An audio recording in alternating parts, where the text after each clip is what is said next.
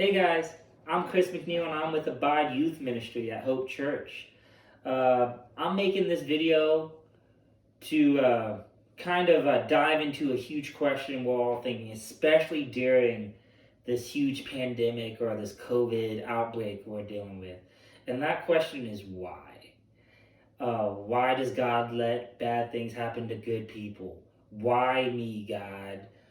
Why is this happening? Why did God create evil if he's such a loving God? And it's a hard subject, and I'm making this video because I want to learn and I want to get your guys' opinion.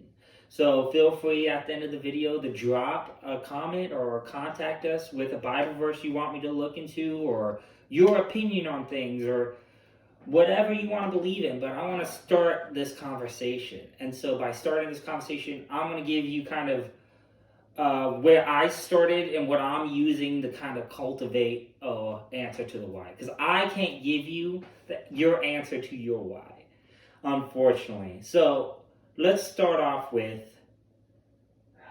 why God created evil. And that's a huge speculation. Atheists be like, if your God's so loving, why did he make evil and bad things and sin?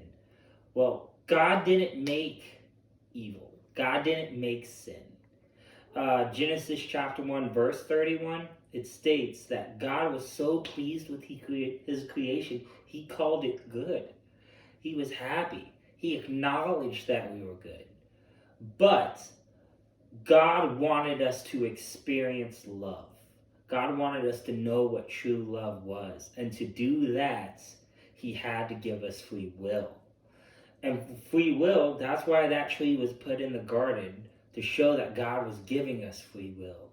God wanted us to make our own choices. Because if God said, love me, and made us love him, then it's not true love.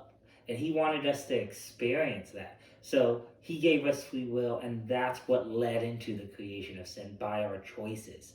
I know everyone's heard actions and consequences, but they chose, and that's what we have to live with. In this world, we have to live with the consequences of sin. But our God is so loving, he gave us a way out.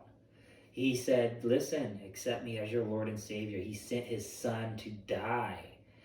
And in the afterlife, we will be rewarded because he loves us. He gave us a second chance after our choice. So, no, God did not create evil. And I urge you to dive into the book of Job, because the story of Job is kind of where I'm standing right now, questioning God. I'm not like doubting him, but I'm wondering why too. Job was a blessed man. Job was wealthy and had everything. God bragged about Job to Satan. God said, look at this man. And then, of course, Satan doing what Satan does, challenged God. Satan said, this man only worships you because good things happen. And God said he will love me even when bad things happen. So granted, he lost his kids. He lost his wealth. Job went through the ringer, but he still loved this God. He did. And he was wondering why. And in Job, he stated very clearly, you would never understand why I do what I do. He even told Job, you can't even look at me without becoming blind, but I'll let you look at my back.